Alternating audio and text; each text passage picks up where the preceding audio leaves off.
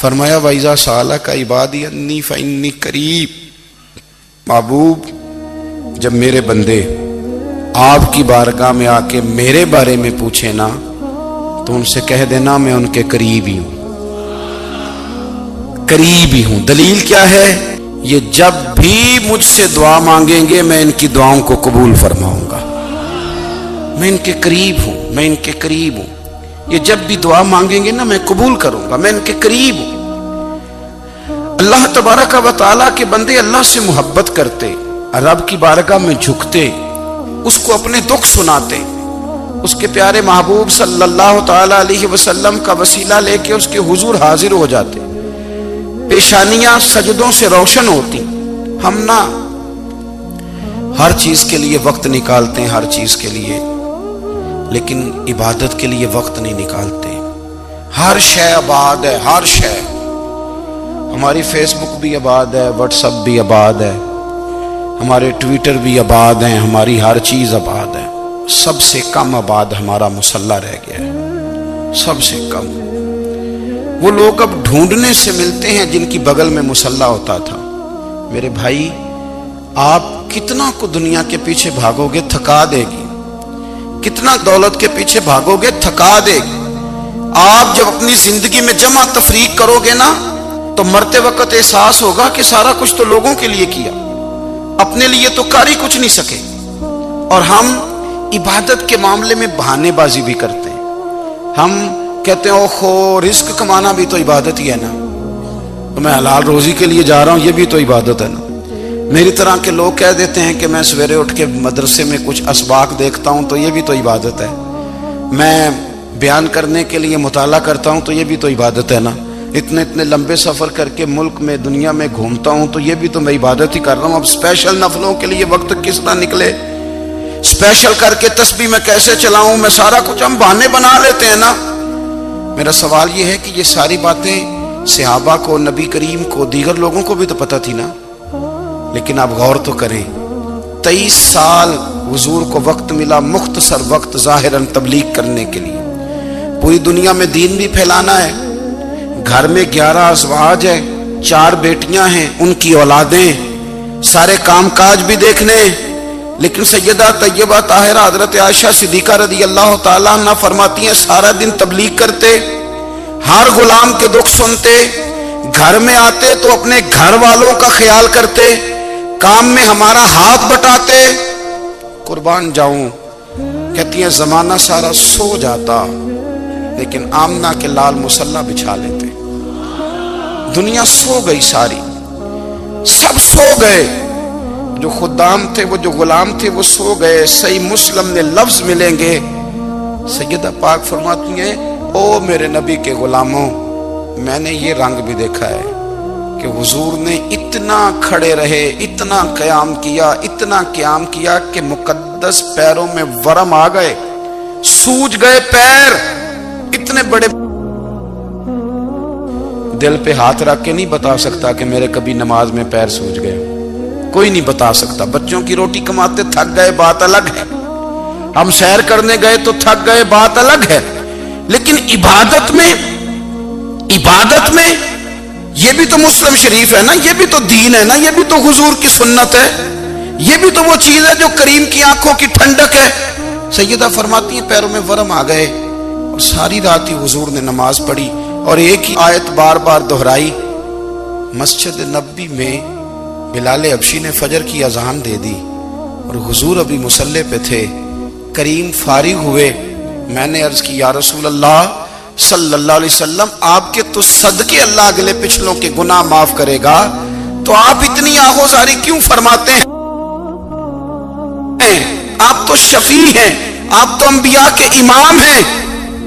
تو حضور نے فرمایا عائشہ تم نے گنوایا ہے نا میرے اللہ کی مجھ پر کتنی رحمت ہے، افلا اکون عبدا شکورا، فرمایا اگر اس نے اتنی نعمتیں دی ہیں تو کیا میں اس کا شکر گزار بندہ نہ بنوں، میں شکر گزار بندہ نہ بنوں اس کا؟ پھر اگر اتنی نعمتیں اس نے دی ہیں، مجھے اتنا نوازا ہے، تو پھر میں اس کے سامنے سجدے نہ کروں؟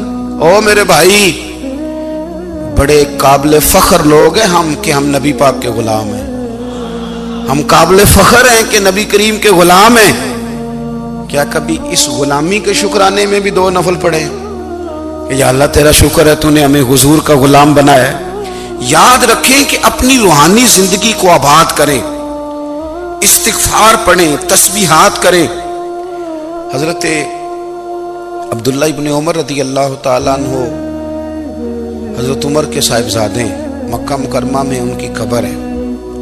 میں نے جب انہیں پڑھا تو مجھے ان سے بڑا پیار ہو گیا، لیکن آپ کو پتہ ہے وہاں جا کے کسی شخص کا مزار تلاش کرنا یا پوچھنا ایک مشکل کام ہوتا ہے۔ تو ایک دفعہ میں مکہ شریف میں حاضر تھا، تو ایک گاڑی والا ڈرائیور مجھے کہنے لگا کہ مولانا میں آپ کو جانتا ہوں، مجھے آپ سے محبت ہے، ایک بات بتاؤں آپ کو؟ میں نے کہا بتاؤ۔ کہنے لگے حضرت عبداللہ ابن عمر کی قبر دیکھنی ہے۔ میں نے کہا یہ تو نہیں کہہ رہا، یہ کسی نے بندوبست کرایا ہے، یہ اللہ نے تیرے دل میں بات ڈالی ہے، یہ ہو گیا، تو لے چل مجھے۔ حضرت عبداللہ ابن عمر کو نبی پاک نے فرمایا تھا راجل صالح، یہ نیک بندہ ہے، یہ متقی آدمی۔ حضرت عبداللہ ابن عمر رضی اللہ تعالیٰ عنہ سیدنا فاروق اعظم رضی اللہ تعالیٰ عنہ کے صاحبزادے ہیں، اور ان کی ہمشیرہ سیدہ حفصہ رضی اللہ تعالیٰ عنہ حضور کی زوجہ محترمہ۔ ایک دن اپنی ہمشیرہ سے کہنے لگے کہ نبی کریم صلی اللہ تعالیٰ علیہ وسلم گھر میں آئے نا، اور اگر حضور غم امت میں پریشان نہ ہوں، طبیعت کو حشاش بشاش دیکھو، تو ذرا پوچھنا تو صحیح حضور کا میرے بارے میں کیا خیال ہے، پوچھنا تو صحیح کہ کریم کی بارگاہ میں میرا کیا مقام ہے، میرے بارے میں حضور کیا فرماتے ہیں۔ اب بہن کو کام بتائے، اور بتائے بھی بھائی، اور کوئی بہن وہ کام نہ کرے، یہ تاریخ میں ہوتا نہیں۔ حضرت عمر فاروق رضی اللہ تعالیٰ عنہ کی صاحبزادی ام المومنین رضی اللہ تعالیٰ عنہ فرماتی ہیں کہ میں تو بس منتظر تھی۔ انہوں نے تو کہا تھا نا کہ اگر تم حشاش بشاش دیکھو تو بات کرنا، لیکن حضور تشریف لائے، میری باری تھی، میرے گھر تشریف لائے، کھانا پیش کیا تو فوراً میں نے عرض کی حضور ایک بات پوچھنی تھی۔ تو حضور نے فرمایا پوچھئے۔ میں نے عرض کی حضور میرے بھائی عبداللہ ابن عمر کے بارے میں آپ کا کیا خیال ہے؟ نوجوانوں میری بات پہ غور کرنا، میرے بھائی کے بارے میں آپ کا کیا خیال ہے؟ تو نبی کریم صلی اللہ تعالیٰ علیہ وآلہ وسلم نے میری طرف دیکھا، اور پھر حضور زیر لب تھوڑا مسکرائے، اور بریلی کے امام کہتے ہیں کہ حضور مسکرا دیتے تھے نا تو جو بڑا دکھی ہوتا تھا وہ بھی ہنس پڑتا تھا۔ اب سوال پیدا ہوتا تھا کہ پھر تو اس مسکراہٹ کے لیے انتظار کرنا پڑتا ہوگا کئی مہینے کہ حضور مسکرائیں تو رونے والے ہنسیں، تو اعلیٰ حضرت فرماتے نہیں، انتظار نہیں کرنا پڑتا، یہ مسکراتے رہنا تو حضور کی عادت ہے۔ جس کی تسکین سے روتے ہوئے ہنس پڑے، اس تبسم کی عادت پہ لاکھوں سلام۔ یعنی یہ تو عادت ہے حضور کی مسکراتے رہنا، اس کے لیے انتظار نہیں کرنا پڑتا۔ بھائیو آپ خیال رکھیں گے، غور کریں گے، حضرت عبداللہ ابن عمر رضی اللہ تعالیٰ عنہ کے بارے میں پوچھا تو سیدہ فرماتی ہیں کہ نبی کریم صلی اللہ تعالیٰ علیہ وسلم نہ زیر لب مسکرائے اور فرمایا حفصہ تیرا بھائی ہے تو اچھا، لیکن میں نے سنا ہے کہ عشاء کی نماز پڑھتا ہے تو فجر تک سویا ہی رہتا ہے۔ او نوجوانوں، 10 بجے تک سونے کی بات نہیں ہوئی، 9 بجے تک سونے کی بات نہیں ہوئی، 11 بجے اٹھنے کی بات نہیں۔ حضور فرمانے لگے میں نے سنا ہے کہ عشاء کی نماز پڑھ کے سو جاتا ہے اور فجر تک سویا ہی رہتا ہے، اسے چاہیے کہ تہجد کے وقت اٹھا کرے، اللہ کی بارگاہ میں حاضر ہوا کرے، آہوزاری کرے، سجدے کرے، عبادت کرے، اٹھتا ہے اور فجر میں جا کے اٹھتا ہے۔ حضرت جناب حفصہ رضی اللہ تعالیٰ عنہ کہتی ہے میں نے جناب عبداللہ ابن عمر کو پیغام دیا اور میں نے کہا میرے جوان بھائی سن، نبی پاک نے فرمایا ہے تو اچھا پر تہجد میں نہیں اٹھتا، نفل نہیں پڑھتا۔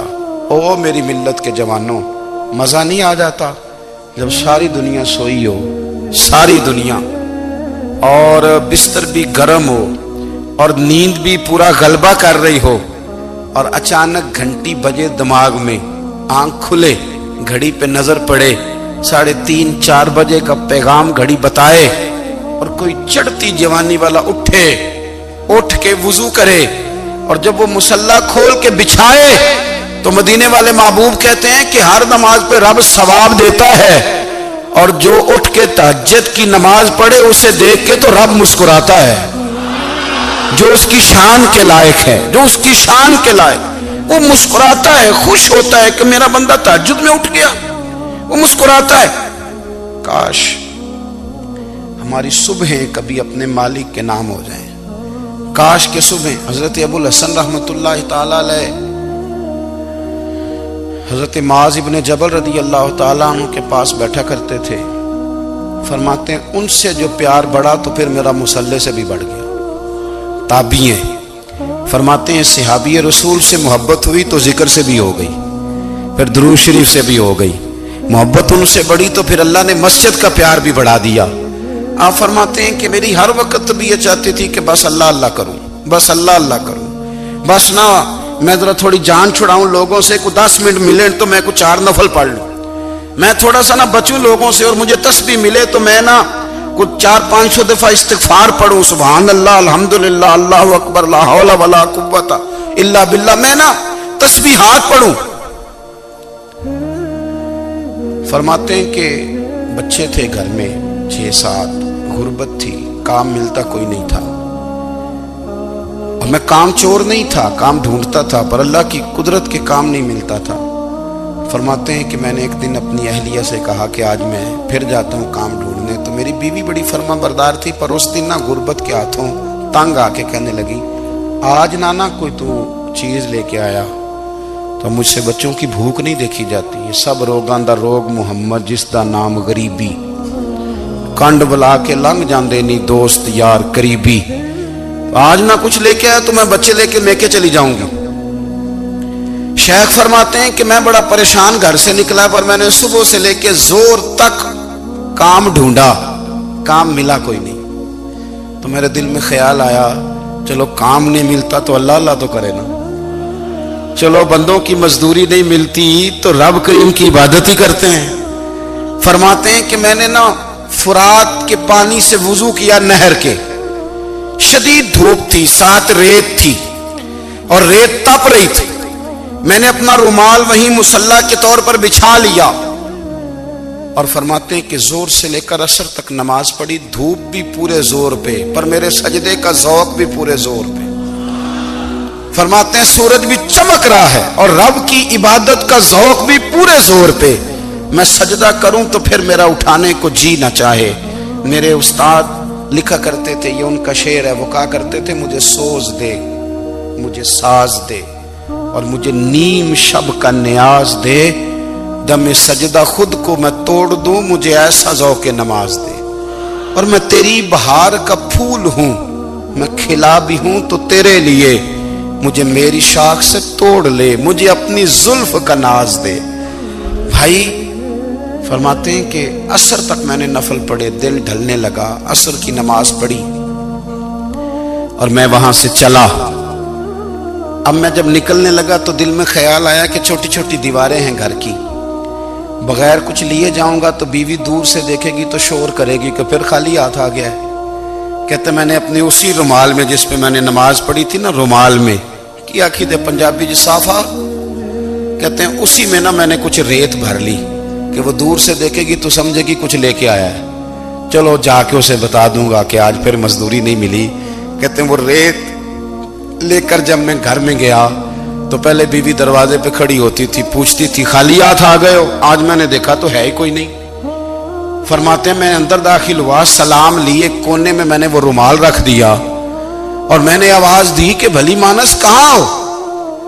تو وہ کہنے لگی آپ منہ ہاتھ دھو لیں، میں روٹی لے کے آئی۔ میں نے کہا روٹی کہاں سے آ گئی؟ یہاں تو کئی دنوں کے فاقے، تو کئی دنوں کی غربت ہے، یہاں تو اس گھر میں تو فقیری ہے۔ فرماتے ہیں کہ وہ روٹی لے کے آئی اور اس وقت کی جو موجودہ نعمتیں تھیں، سمجھ لیں سلاد، اچار، ہر چیز ساتھ لائی۔ میں نے کہا کہ بچے کہاں گئے؟ کہنے لگی وہ کھانا کھا کے کھیلنے گئے، آپ کھانا کھا لیں آ جاتے۔ کھانا اس نے چن دیا۔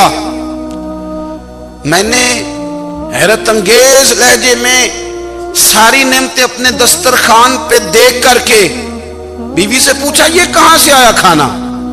بچوں کو تو نے کہاں سے کھانا کھلایا؟ یہ سارا کچھ کیسا ہے؟ کہنے لگی پتہ نہیں آج آپ کس کریم کی مزدوری کرنے چلے گئے تھے، پتہ نہیں کس کریم کی، میرے گھر میں تو اتنی نعمتیں آئی ہیں کہ مجھ سے سنبھالی نہیں جا رہی، اتنا اناج ہے، اتنا گندم ہے، کس کریم کے دروازے آج چلے گئے تھے؟ یہ کہتے کہتے وہ اٹھی اور اٹھ کر کے کہنے لگی پہلے بڑا کچھ آیا تھا، اب کیا لے آئے ہو؟ اور جا کر کے نا اس نے وہ ریت والا رومال کھولا، کہنے لگے میں تو لے کے آیا تھا ریت، تو میرے رب نے اسے بھی سونے اور ہیرے بنا دیا تھا۔ جب آپ کی توجہ اللہ کی جانب، میرے نبی پاک صلی اللہ تعالی علیہ وسلم نے فرمایا ہر چیز اپنے رب سے مانگ، ہر چیز مانگ، ہر چیز مانگ۔ یا رسول اللہ کیا کچھ؟ میرے محبوب نے فرمایا تیرے گھر میں نمک بھی ختم ہو جائے تو وہ بھی اپنے رب سے مانگا کر، تو مانگنا وہ تجھے دے گا، تو اس کی بارگاہ میں کشکول طلب دراز تو کرنا۔ اور ترمذی شریف میں عجیب لفظ ہے، رسول کائنات نے فرمایا، رب کریم فرماتا ہے جب میرا بندہ ہاتھ اٹھاتا ہے نا تو مجھے حیا آتی ہے کہ میں خالی کیسے لوٹا دوں اس کے۔ اتنے بڑے بادشاہ کی بارگاہ میں دعا کی بڑی طاقت ہے۔ میرے نبی پاک نے فرمایا دعا مومن کا ہتھیار ہے، دعا مومن کا، دعا مومن کا۔ حضور نے فرمایا تقدیر کو سوائے دعا کے کوئی چیز نہیں بدل سکتی، دعا مومن کا ہتھیار ہے، یہ کافر کے پاس کوئی نہیں، یہ ہتھیار ہے مومن کا۔ اللہ کرے آپ کو سمجھ آئے، پھر سنیں، کئی بار کہہ چکا ہوں یہ ہتھیار ہے۔ کافر کے مقابلے میں جو تیرے پاس سب سے بڑا ہتھیار ہے وہ دعا ہے۔ دعائیں کرانی چھوڑ دی، کرنی چھوڑ دی، لینی چھوڑ دی۔ حضرت سیدنا انس بن مالک رضی اللہ تعالیٰ عنہ فرمایا کرتے تھے میں نے وہ رنگ دیکھا ہے جب حضور دعا مانگتے تھے اور حضور کی مقدس آنکھوں میں آنسو بھی ساتھ ہی بہا کرتے تھے، میں نے وہ انداز دیکھا ہے۔ بھائی اپنا مصلی کا، عبادت کا، وظائف کا، اللہ اللہ کا سلسلہ اس کو مضبوط کریں، اپنی دعاؤں کے تعلق کو مضبوط کریں۔ دعائیں بڑے انقلاب برپا کر دیتی ہیں۔ ہم تھوڑے تھوڑے نا جب سے خشک ہوئے ہیں نا، خشک، اور میری تو جماعت ہی صوفیاء کی جماعت تھی، ہم تو داتا علی اجمیری کی جماعت سے، ہم تو خواجہ اجمیری کی جماعت سے، ہم تو شیخ احمد فاروق سرہندی کی جماعت سے، ہم تو صوفیاء کی جماعت۔ ہماری جماعت نے بھی وہ تعلق جو ہمارے بزرگوں نے بنایا تھا۔ بزرگ اللہ کے قریب کیسے جاتا ہے؟ تو ہمارے یہاں نا بہت سارے لوگ کہتے ہیں جی نظر ہو گئی تو کام ہو گیا۔ بھائی جو بخاری مسلم میں طریقہ ہے نا اللہ کا قرب پانے کا وہ تو نفل ہے۔ نبی کریم علیہ السلام نے فرمایا بندہ نفلوں کے ذریعے رب کے قریب جاتا ہے، اور اتنا قریب جاتا ہے کہ پھر اللہ اس کی زبان بن جاتا ہے، اللہ اس کی آنکھیں بن جاتا ہے، کان بن جاتا ہے، ہاتھ اور پیر بن جاتا ہے۔ تو یہ تو عبادت ہے، یہ تو اللہ کی بارگاہ کی حاضری ہے جو آپ کو اللہ کے قریب کرے گی۔